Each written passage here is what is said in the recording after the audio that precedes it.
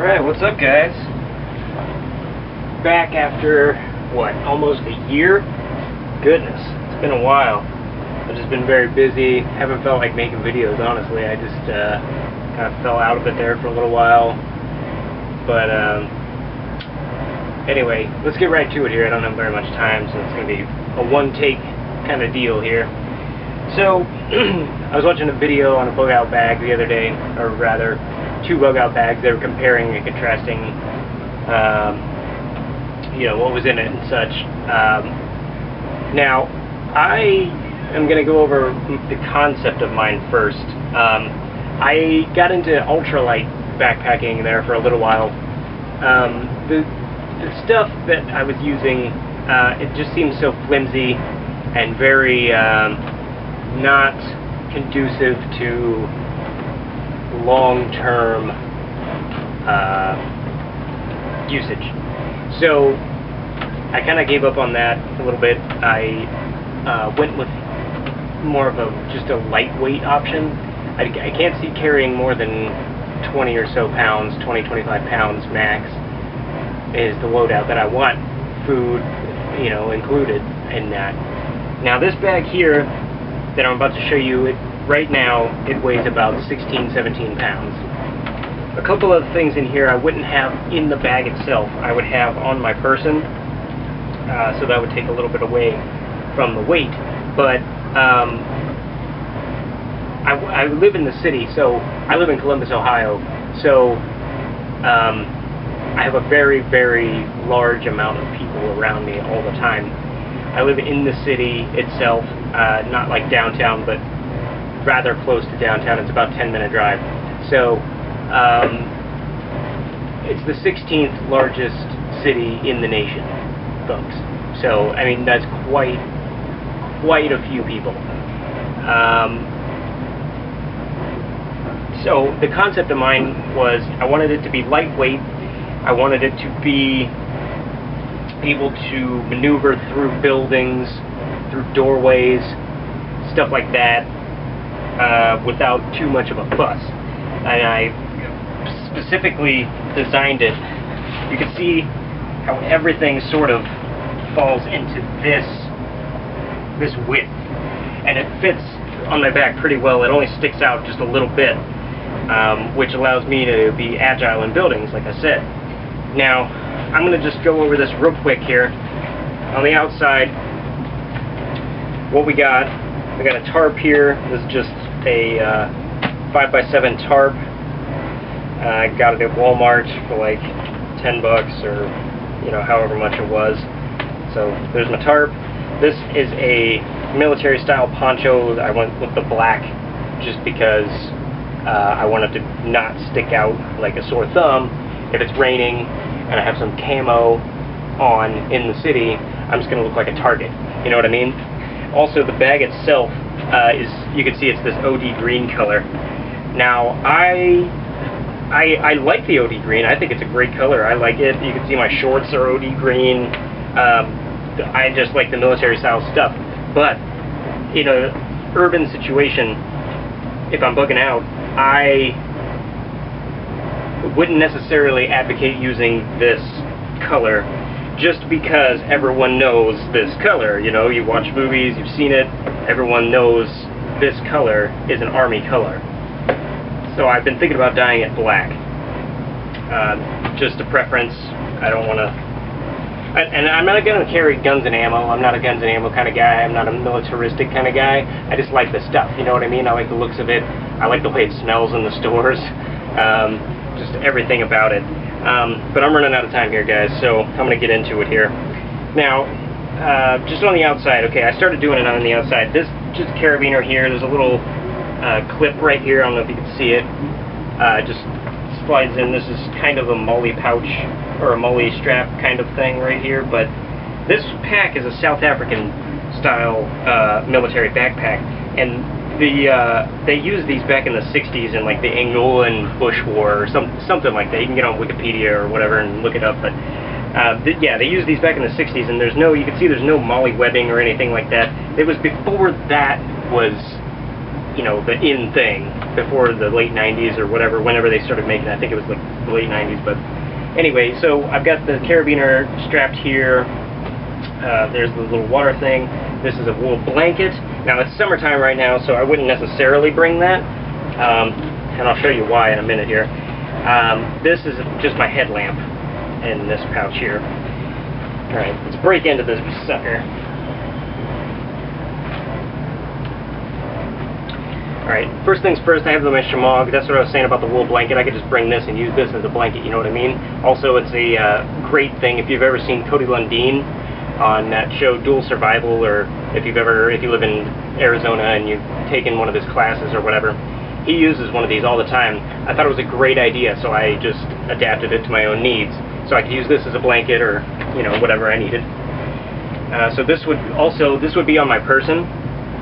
What I was saying before, it would take away some of the weight in the pack itself. Now I don't have any food in here, but I kind of skimp on food anyway. I just go with things like really, really basic stuff: bannock mix, beef jerky, dried fruits, you know, boil this, get this kind of stuff, rice, oatmeal, mac and cheese, simple to the point stuff, spam, those little spam single things, I use those. Alright, first things first, I got my knives here. I got a Mora, and this is the Mora that I won the MV's Bushcraft contest. This is the Mora that I won. You can see it's patina, got a patina on there now. And this is just a Mora 511. This here, this is a Coleman camping knife. I just bought that. It was like 10 bucks. It was real cheap. I haven't really used it much, but it's a good knife. I mean, it batons and everything. It's fine. I got a couple of little bags here. These are just for like gathering wild edibles or sticking clothes in them or whatever you want to do. They're those like they're those mesh things that like you can get them, like spoons and stuff come in them at the grocery store, and they weigh nothing. They don't even register on scales. They're super tiny. Got that idea from Beast. Beast 13948762974. I don't know. I'll put an annotation in the video, but to his channel. But yeah, got that idea from him. All right, now I got my cook kit here. This is just 2 cans, guys. Real simple, real easy. I'm all about budget stuff, man. I can't see spending $50 on a titanium mug. I just don't do it. I just don't see the point when you can make your own stuff. You know what I mean? In there's a spork. I got a slingshot. There's a couple of energy bars. This is just like tea and different, like sugar and stuff like that. Little things. Flashlight, just basic flashlights, nothing special. Alright, we're back. Sorry about that. My camera decided that it was going to be a little wonky and stop recording there for a second. So anyway, we'll make this a 2-parter. Anyhow, so I just went over my this here. Got a spork in there, tea. Got a flashlight right here. It's a little bitty flashlight. We got some paracord here. This is about 80 feet. I've used some of it, but about 80 feet there. This is just some lightweight cordage. I try not to cut my cordage up too much. You can see I got like one little hank there, and then this is all one big long piece. But yeah, I don't like to cut my rope, so I try to do knot work and things to try and save it up. We got some batwood. Just batwood. Alright, we got, what's this here? Oh, this is my sewing kit. You can see it's dainty. Ooh, beautiful. I love it. No, but seriously, it's it's a basic repair kit. Like, it's not just sewing. There's an eyeglass repair kit. I wear glasses, so eyeglass repair kit makes sense. A couple of other little things in there, but yeah, just like minor repair stuff. Now, this is not for suturing. I mean, I guess you could if you really needed to. It's got just regular cord in there, or not cord, but a thread, just regular thread. But there's a ruler in there for stuff, you know. I guess if you're trying to get a nice new fancy suit in, you know, a bug out situation, there you go. But I was thinking more for like tracking animals, figuring out what animal it is, you know, that kind of stuff. And anything you need a ruler for. There's a foldable ruler in there. Alright, what else we got? We have... Oh, I forgot about... got my wife's bag back here. Book here. Now the video... I've seen some videos that these guys have survival guides, which is all well and good, to each his own. I would not personally carry a survival guide in mine, just because I'm surviving, I'm out, I'm surviving in the city until I can possibly get out of the city if the situation calls for it, or, you know, whatever. I'm living it, you know what I mean? So I don't really want to read up on it, necessarily. It's my reality at that point, and, I don't know, it just, something about it turns me off. So anyway, I have a Peterson's Field Guide, Edible Wild Plants. I live in Ohio. This is the Eastern, Central, North American version. So, this applies to me. Now, I am really, really fond of edible plants, wild medicinals, trees, that kind of stuff. I really like that. Primitive skills, I'm really big into that. So, that's why I have sort of a minimalistic kit, as well as a minimalistic approach to just about everything that I do. Like, I try not to carry too much in my pockets, and I can even go over what's in my pockets too in this video if you'd like. If we have time at the end, I might do that.